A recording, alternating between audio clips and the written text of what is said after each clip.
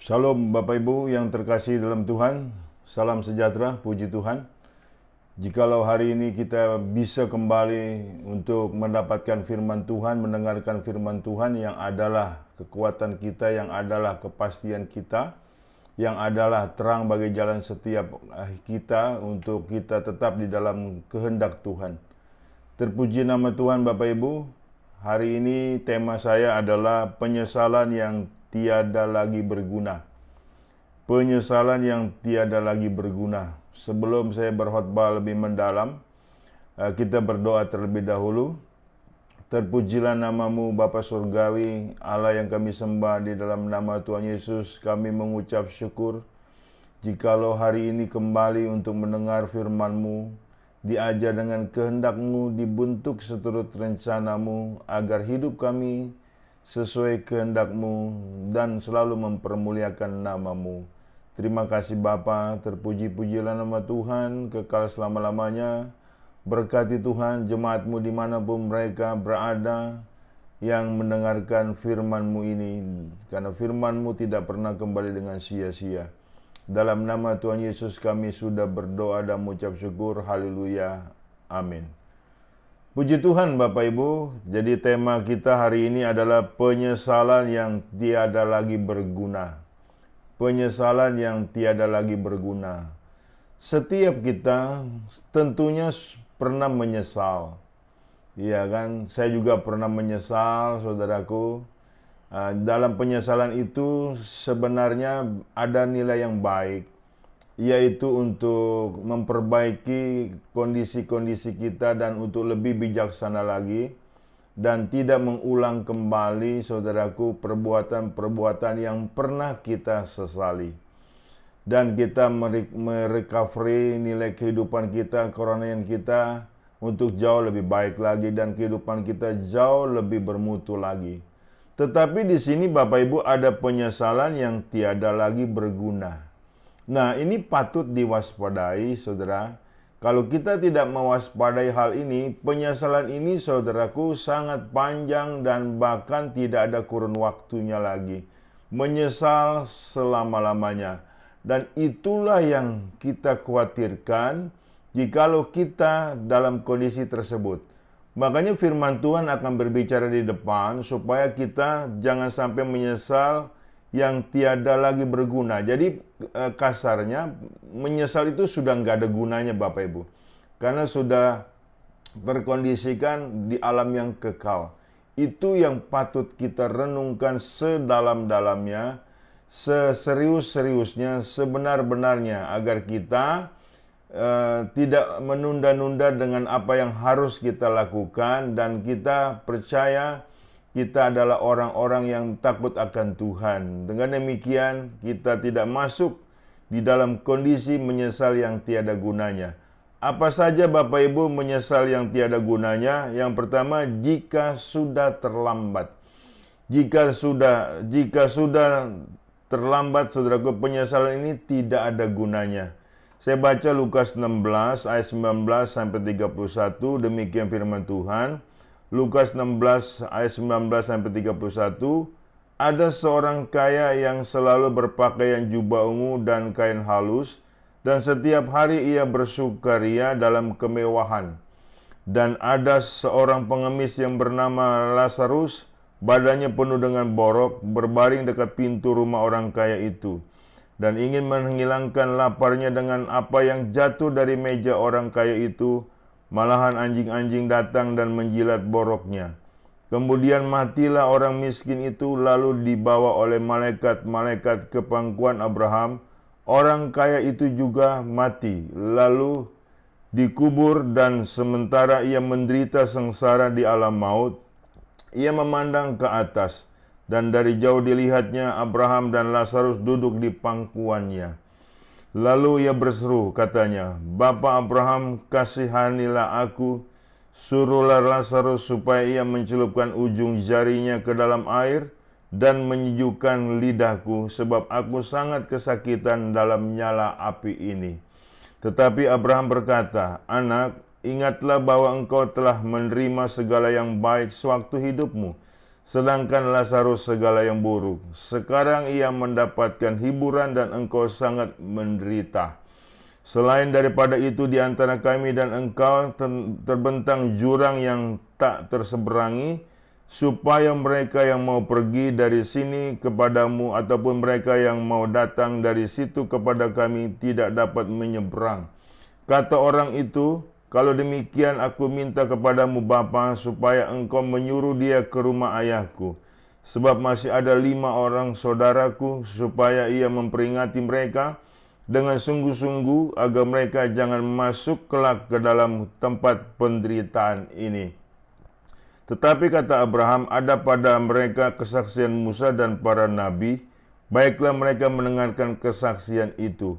Jawab orang itu, tidak Bapa Abraham, tetapi jika ada seorang yang datang dari antara orang mati kepada mereka, mereka akan bertobat. Kata Abraham kepadanya, jika mereka tidak mendengarkan kesaksian Musa dan para nabi, mereka tidak juga akan mau diyakinkan sekalipun oleh seorang yang bangkit dari antara orang mati. Saudara, kisah ini sangat terkenal. Kita sudah baca berulang-ulang mengenai penderitaan yang dialami oleh orang kaya itu. Dan firman ini membuktikan tatkala seseorang yang sudah mati, itu kondisinya sudah di dalam alam kekekalan dan permanen. Tidak bisa diubah. Kita tidak bisa mengirimkan doa kepada mereka. Kita tidak bisa lagi mengadakan kepedulian kepada mereka, mendukung mereka, tidak bisa, saudaraku. Dan hanya bisa pada hari ini kita diperingatkan, jangan sampai kita masuk dalam wilayah keterlambatan untuk bertobat. Saudaraku, jika sudah terlambat, saudaraku, itu sangat menyesal selama-lamanya. Makanya disitulah kondisi, saudaraku, kita menyesal di depan. Jadi kita ada firman Tuhan yang menjelaskan, yang menerangkan, yang menasihati setiap kita agar kita punya hidup hati-hati. Jangan sampai terus berbuat dosa, jangan sampai terus melupakan Tuhan, jangan sampai terus, saudaraku, berbuat yang Tuhan tidak suka dan padanya ada pertanggungan jawab. Ya kan, apa gunanya engkau memiliki dunia ini beserta isinya tapi jiwamu binasa. Perlu Bapak Ibu kita pahami dalam kondisi seperti ini bukan masalah nakut-nakutin Bapak Ibu. Jadi di alam sana tidak ada lagi perubahan. Firman Allah jelas mengatakan orang kaya itu yang setiap hari berpesta pora kemudian mati masuk neraka. Sementara Lazarus begitu mati dia masuk surga dan ada di pangkuan Abraham. Masakan kita tidak paham firman Tuhan itu? Masakan kita tidak mengerti akan firman Tuhan itu, saudaraku? Supaya kita menjadikan firman ini sebagai pelita bagi kaki kita dan terang bagi jalan setiap kita. Sudahilah nilai-nilai keberdosaan yang sering kita lakukan. Bertobatlah Bapak Ibu. Jika sudah terlambat, saudaraku, jika sudah terlambat itu sangat fatal, saudaraku. Makanya setiap kita ini penyesalan yang tidak ada lagi gunanya, saudaraku. Makanya dalam firman Tuhan ini sangat jelas bagi setiap kita sebagai orang-orang yang beriman. Ya kan, untuk kita bertobat, untuk kita sungguh-sungguh di dalam Tuhan, untuk kita selalu mau dituntun oleh kehendak Tuhan dan untuk hidup kita mempermuliakan Tuhan. Jangan seperti orang kaya ini. Orang kaya ini di rumahnya juga ada kitab Musa, saudara, kitab para nabi, tapi orang ini tidak gubris. Iya kan, karena asik dengan foya-foyanya. Dan menyesal pun tidak ada gunanya. Ingat baik, saudara, di alam kematian, setelah itu tidak ada lagi perubahan. Itu alam permanen. Kalau kita masuk surga permanen selama-lamanya. Jika kita masuk neraka permanen selama-lamanya. Tinggal Bapak Ibu merenungkan akan nilai hidup ini. Manusia seperti uap. Jangan bercanda akan nilai-nilai kehidupan yang sudah Tuhan berikan, kesempatan-kesempatan yang ada. Janganlah kita memanfaatkan kesempatan itu untuk terus berbuat dosa. Justru kita harus menyesal. Ya kan, sebelum alam kematian, sebelum maut menjemput. Setiap kita harusnya paham dengan ini. Makanya pada hari ini kita bersyukur mendapatkan firman Tuhan ini, saudaraku, untuk mengingatkan kita kembali. Bertobatlah Bapak Ibu, jika kita menyesal selama-lamanya tidak ada gunanya Bapak Ibu. Jadi ini penyesalan yang tiada gunanya, yaitu jika sudah terlambat. Jika sudah terlambat, tidak ada gunanya. Ya kan? Jadi ingat baik-baik firman Tuhan ini, saudaraku, dan bila mana perlu, Bapak Ibu baca berulang-ulang. Renungkanlah firman itu siang dan malam. Ya kan? Selalu kita terus masih melancarkan nilai-nilai kejahatan kita, kenajisan kita, keberdosaan kita. Saya pesan wanti-wanti, hati-hati. Jikalau Bapak Ibu kondisinya tidak diharapkan masuk surga, dan malah masuk neraka, Bapak Ibu, artian bahwa kita ada di tempat yang kita tidak harapkan, itu sangat menyesal. Itulah penyesalan yang tiada gunanya, karena sudah melewati ambang batas kematian dan manusia tidak berubah lagi. Ya, jadi kita tidak percaya. Kita bisa kirim doa kepada orang yang sudah mati. Kita tidak percaya akan api penyucian. Tidak ada di situ, Bapak Ibu. Pokoknya kalau orang mati, ya kan, kemudian sudah ada tempat yang tersedia sesuai dengan apa yang mereka imani, apa yang mereka lakukan dalam selama hidupnya. Hati-hati dengan itu. Yang kedua, saudaraku, penyesalan yang tiada gunanya jika sudah terabaikan. Apa yang kita abaikan? Lagi-lagi adalah hikmat Tuhan, lagi-lagi adalah firman Tuhan, lagi-lagi adalah pribadi Tuhan. Ya, kita baca Amsal 1 ayat 22, saudaraku. Amsal 1 ayat 22 sampai 33.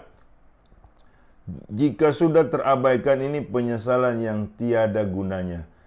Berapa lama lagi, hai orang yang tak berpengalaman, kamu masih cinta kepada keadaanmu? Pencemooh masih gemar kepada cemooh, dan orang bebal benci kepada pengetahuan. Berpalinglah kamu kepada teguranku, sesungguhnya aku hendak mencurahkan isi hatiku kepadamu dan memberitahukan perkataanku kepadamu. Oleh karena kamu menolak ketika aku memanggil dan tidak ada orang yang menghiraukan ketika aku mengulurkan tanganku, bahkan kamu mengabaikan nasihatku dan tidak mau menerima teguranku, maka aku juga akan mentertawakan celah kamu. Aku akan mengolok-olok apabila kedahsyatan datang ke atasmu. Apabila kedahsyatan datang ke atasmu seperti badai dan celaka melanda kamu seperti angin puyuh. Apabila kesukaran dan kecemasan datang menimpa kamu. Pada waktu itu mereka akan berseru kepadaku, tetapi tidak akan kujawab. Mereka akan bertekun mencari aku, tetapi tidak akan menemukan aku. Oleh karena mereka benci kepada pengetahuan dan tidak memilih takut akan Tuhan. Tidak mau menerima nasihatku, tetapi menolak segala teguranku. Maka mereka akan memakan buah perbuatan mereka dan menjadi kenyang oleh rencana mereka. Sebab orang yang tak berpengalaman akan dibunuh oleh keengganannya, dan orang bebal akan dibinasakan oleh kelalaiannya. Tetapi siapa mendengarkan aku, ia akan tinggal dengan aman, berlindung daripada kedahsyatan malapetaka. Nah, saudaraku, jika kita sudah terabaikan, jika kita mengabaikan nasihat Tuhan, suara Tuhan, firman Tuhan, nah ini akhirnya menyesal. Karena di situ tidak ada pertolongan Tuhan, dan Tuhan menjauh dari mereka. Dan jika kondisinya sudah sedemikian rupa, Bapak Ibu, ini penyesalan yang tiada gunanya, tinggal menunggu dihajar oleh nilai kebinasaan, kecelakaan, dan ketidaknyamanan. Masakan kita mau seperti itu? Saudara, kita harus memiliki nilai kepekaan. Jikalau ada satu nilai teguran Tuhan, bentuk hikmat Tuhan, bentuk rema Tuhan, jangan keraskan hatimu, Bapak Ibu. Jangan masa bodoh dengan hal seperti itu. Jika kita membuat masa bodoh terhadap pribadi Tuhan, dengan siapa kita untuk ditolongnya? Kepada siapa kita meminta tolong, Bapak Ibu? Ingat baik, ke depan dunia tidak semakin baik. Ya, saudaraku, makanya kita harus tetap mengandalkan Tuhan dan kita harus tetap berlindung kepada Tuhan. Ini jangan diabaikan. Suara Tuhan, Bapak Ibu, ya kan, selalu ada dalam hati nurani kita. Seharusnya, sepantasnya orang Kristen tidak selalu dan tidak melulu untuk berbuat dosa, untuk berbuat jahat, untuk berbuat najis. Sebab di situ Tuhan mendampingi kita. Allah Immanuel itu nyata dan ada, yang membentuk setiap kita dengan dasar-dasar firman Tuhan, dengan dasar-dasar kehendak Tuhan, dengan dasar-dasar keinginan Tuhan. Untuk itulah kita hidup dan akhirnya selalu mempermuliakan Tuhan. Jika hal tersebut diabaikan atau terabaikan, ya kan saudaraku, itu adalah mendatangkan maut bagi diri kita sendiri, mendatangkan celaka bagi diri kita sendiri. Kalau sudah dalam kecelakaan, jangan kita menuntut Tuhan di mana perlindungannya, di mana kasihnya, di mana kuasanya. Seringkali kan terjadi seperti itu. Tatkala seseorang mengalami celaka, mengalami kondisinya yang tidak nyaman, menuntut Tuhan di mana kasihnya, di mana perlindungannya, di mana kuasanya. Nyata-nyatanya selama ini mereka mengabaikan teguran, ajaran, nasihat dari Tuhan. Itu namanya kan saudaraku curang.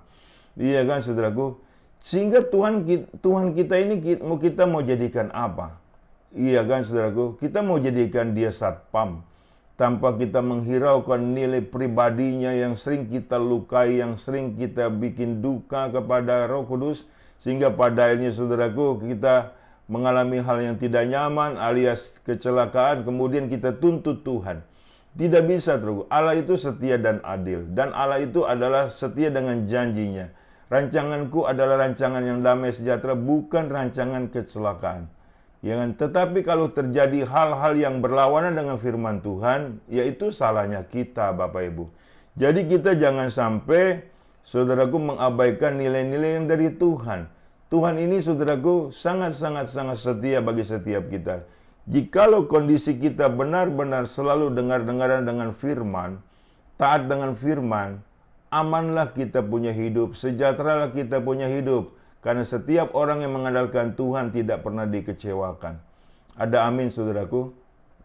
Seharusnya kita demikian. Jadi jika sudah terabaikan, yaitu hikmat Tuhan, yaitu firman Tuhan, yaitu kehendak Tuhan, jangan salahkan Tuhan apabila terjadi ketidaknyamanan yang Anda alami dalam hidupmu. Makanya untuk setiap kita jangan sampai kita kondisinya, jika sudah terabaikan, ini penyesalan yang tidak ada gunanya, Bapak Ibu. Makanya setiap kita harus mengerti, firman Tuhan itulah pelita bagi kaki kita dan terang bagi jalan setiap kita. Iya kan saudaraku, dunia ini saudaraku dengan pengaruh-pengaruh yang ada agar kita melupakan Tuhan. Ingat baik, jangan sampai kita melupakan Tuhan. Sebab tanpa Tuhan kita tidak bisa berbuat apa-apa. Sepintar apapun kita, sekaya apapun kita, sekuat apapun kita, tanpa Tuhan kita tidak bisa berbuat apa-apa. Tapi bersama dengan Tuhan kita cakap menanggung segala perkara. Yang ketiga saudaraku, penyesalan yang tidak ada gunanya adalah yang ketiga saudaraku, jika kita sudah terlena. Jika sudah terlena, dalam hal apa? Ibrani 10 ayat 26 sampai 29. Jika kita sudah terlena, penyesalan itu tidak ada gunanya. Ibrani 10 ayat 26. Sebab jika kita sengaja berbuat dosa, sesudah memperoleh pengetahuan tentang kebenaran, maka tidak ada lagi korban untuk menghapus dosa itu. Tetapi yang ada ialah kematian yang mengerikan akan penghakiman, dan api yang dahsyat akan menghanguskan semua orang durhaka. Jika ada orang yang menolak hukum Musa, ia dihukum mati tanpa belas kasihan atas keterangan 2 atau 3 orang saksi. Betapa lebih beratnya hukuman yang harus dijatuhkan atas dia yang menginjak-injak anak Allah, yang menganggap najis darah perjanjian, yang menguduskannya, dan yang menghina roh kasih karunia. Saudara, jika kita dengan sengaja berbuat dosa, sesudah memperoleh pengetahuan tentang kebenaran, maka tidak ada lagi korban untuk menghapus dosa itu. Mengapa dikatakan jika kita dengan sengaja? Begini, setiap kita yang sudah dalam kasih karunia, seharusnya tahu apa yang dari Tuhan, apa yang bukan dari Tuhan. Dan kita tidak bisa terjebak lagi oleh iblis yang menyamar sebagai malaikat terang. Jadi tatkala kita bikin dosa, itu berarti kita dengan sengaja, karena kita sudah memahami kasih karunia, sudah memahami anugerah Tuhan. Dengan demikian, saudaraku, terlalu berani jika kita bikin dosa. Itu sengaja sebetulnya. Nah, jika kita sudah terlena dalam hal ini, karena keseringan terus bikin dosa, berarti menghilangkan kasih karunia Allah yang ada di dalam dirimu. Bahkan dengan kasar saya mengatakan, Anda menolak kasih karunia itu sendiri dengan terus berbuat dosa dan tidak mau untuk dalam hidup dengan pengampunan Tuhan. Orang yang hidup dalam anugerah Tuhan adalah orang yang bersedia hidup di dalam pengampunan Tuhan yang sudah diampuni dan tidak lagi ingin berbuat dosa dan tidak lagi mau berbuat dosa. Nah, jika sudah terlena kita terus berbuat dosa, sehingga pada akhirnya kita mencampakkan anugerah tersebut. Apa yang terjadi? Saudaraku, tidak ada lagi pengampunan dosa. Jika sudah terlena dalam kondisi menyesal pun tidak ada gunanya, saudaraku. Karena kesempatan-kesempatan yang kita di dalam anugerah Tuhan adalah kesempatan kita untuk terus berbuat baik, berkehendak dengan Tuhan, sekehendak dengan Tuhan, dan dengan selalu sebagai alat mempermuliakan Tuhan. Bayangkan diri kita katanya mendapatkan anugerah Tuhan. Kemudian kita berbuat dosa melulu, itu kan sengaja. Jadi tidak ada dosa yang tidak sengaja karena kita sudah berpengetahuan hidup di dalam anugerah Tuhan. Sehingga kita tahu mana yang dari Tuhan, mana yang bukan.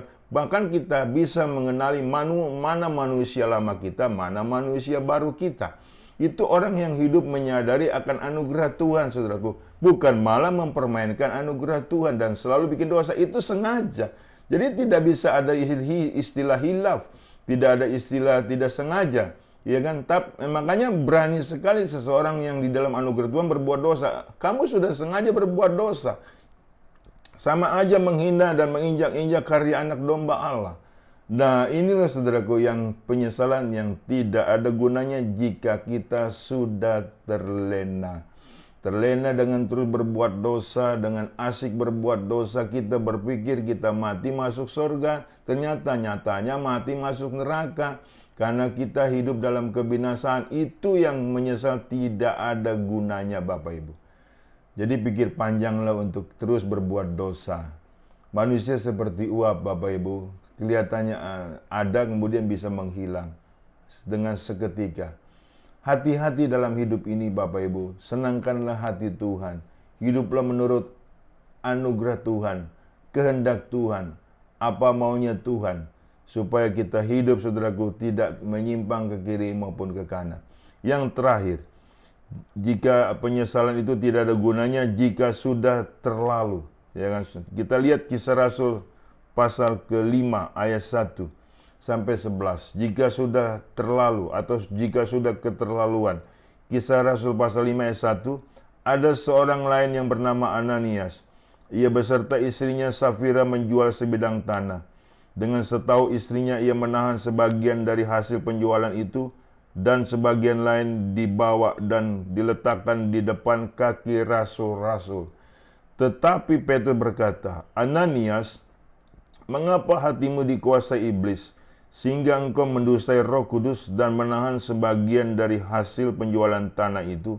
Selama tanah itu tidak dijual, bukankah itu tetap kepunyaanmu? Dan setelah dijual, bukankah hasilnya itu tetap di dalam kuasamu? Mengapa engkau merencanakan perbuatan itu dalam hatimu? Engkau bukan mendustai manusia, tetapi mendustai Allah. Ketika mendengar perkataan itu, rebalah Ananias dan putuslah nyawanya. Maka sangatlah ketakutan semua orang yang mendengarkan hal itu. Lalu datanglah beberapa orang muda, mereka mengapani mayat itu, mengusungnya keluar dan pergi menguburnya. Kira-kira 3 jam kemudian masuklah istri Ananias, tetapi ia tidak tahu apa yang telah terjadi. Kata Petrus kepadanya, katakanlah kepadaku, dengan hanya sekian ke tanah itu, dengan harga sekian ke tanah itu kamu jual? Jawab perempuan itu, betul sekian. Kata Petrus, mengapa kamu berdua bersepakat untuk mencobai roh Tuhan? Lihatlah orang-orang yang baru mengubur suamimu berdiri di depan pintu dan mereka akan mengusung engkau juga keluar. Lalu rebalah perempuan itu seketika itu juga di depan kaki Petrus dan putuslah nyawanya. Ketika orang-orang muda itu masuk, mereka mendapatkan dia sudah mati. Lalu mereka mengusungnya keluar dan menguburnya di samping suaminya. Maka sangat ketakutanlah seluruh jemaat dan semua orang yang mendengar hal itu. Bapak Ibu yang terkasih dalam Tuhan, itu lihat, jika sudah terlalu menganggap sepi Tuhan, Yang menganggap Tuhan tidak paham, Tuhan tidak tahu, dan Tuhan bisa dibohongi. Itu nasibnya. Nah, ini penyesalan yang tidak ada gunanya karena putus nyawanya dan setelah itu masuk dalam kebinasaan. Ini dilakukan oleh Ananias dan istrinya, Bapak Ibu. Setiap kita ada Roh Kudus. Jadi saudaraku, kita tidak bisa menggelapkan apa yang kita kerjakan, apa yang kita lakukan. Semua terbuka, terlihat sangat jelas. Sebagai anak-anak Tuhan, saudaraku, sebagai orang yang percaya dengan Roh Kudus, itu ada di dalam hidup kita. Makanya kita jangan sampai berbohong. Ya kan, bapa segala dusta adalah iblis. Bagi setiap kita harus menyadari akan ini. Kita kan paham, kita paham akan ayat ini. Tapi kita seringkali menurunkan kesadaran akan nilai akibat yang dibuatnya. Lihat Ananias. Saya berharap kita tidak senasib dengan Ananias dan beserta istrinya. Iya kan, saudaraku? Rajin bersekutu dengan Tuhan, bahkan bersekutu di gereja abad pertama yang penuh dengan urapan Roh Kudus. Iya kan, di sana ada para rasul, masih hidup para rasul, berani berbohong. Itu keterlaluan, Bapak Ibu. Jadi di sini tatkala kita berkomitmen, janganlah kita ingkari. Makanya kalau sudah demikian itu sungguh sangat terlalu, Bapak Ibu. Banyak anak-anak Tuhan sudah sangat keterlaluan berani membohongi Tuhan. Jangan saudara, jadi jangan sampai kita menggelapkan hukum-hukum Tuhan. Jangan sampai Bapak Ibu kondisinya saudaraku terlambat dalam hal penyesalan. Jadi dalam hal ini benar-benar harus serius kita pikirkan. Jadi matangkanlah nilai-nilai kebenaran yang serius dalam dirimu dan serius di situ. Jangan kita hidup berpura-pura lagi. Jangan hidup berperilaku munafik. Memang kemunafikan itu ada keuntungan tersendiri, tapi keuntungan membawa kebuntungan. Setiap kita harus terbuka. Ya di atas ya, tidak di atas tidak. Makanya setiap kita, saudaraku, jangan sampai menyesal yang tidak ada gunanya. Ya saudaraku, marilah kita segera bertobat dan berkomitmen untuk memperbaiki hidup kita yang tidak benar, untuk tetap dalam kondisi kepada nilai-nilai kebenaran firman Tuhan, kebenaran Tuhan Yesus Kristus, agar hidup kita terpimpin oleh kehendak Roh Kudus. Jangan menyesal Bapak Ibu yang tidak ada gunanya. Saya berdoa untuk kita sekalian. Tuhan Yesus, aku sudah menyampaikan firman-Mu. Firman-Mu sangat jelas, saudara. Sangat jelas Tuhan bagi setiap kami. Untuk kami tidak mempermainkan akan nilai-nilai kehidupan yang Engkau masih berikan kami kesempatan untuk bertobat. Untuk itu Tuhan, kami tidak mau mengambil salah dalam keputusan atau keterlambatan dalam keputusan, karena penyesalan itu tidak ada gunanya. Segera kami bertobat, segera kami minta ampun, dan segera kami ingin berkomitmen dan selalu melakukan kehendak Tuhan dengan sisa umur hidup kami. Berkati jemaat-Mu dimanapun mereka yang berada, Tuhan. Sembuhkan mereka yang sakit. Tuhan, berikan mereka berkat-berkat-Mu dan angkat mereka punya beban dalam nama Tuhan Yesus Kristus. Terima kasih Bapa, terpuji-pujilah nama Tuhan kekal selama-lamanya. Di dalam nama Tuhan Yesus, aku sudah berdoa dan punya syukur. Haleluya. Amin. Bapak Ibu yang terkasih dalam Tuhan, terimalah berkat dari Allah Bapa, di dalam cinta kasih Tuhan kita Yesus Kristus, di dalam persekutuan dengan Roh Kudus yang selalu menyertai kita. Mulai dari saat ini sampai Maranatha, Tuhan datang kali yang kedua menyebut kita dalam kemuliaan, dan kita pun layak menerima kemuliaan Tuhan dari kekal sampai kekal. Haleluya. Amin.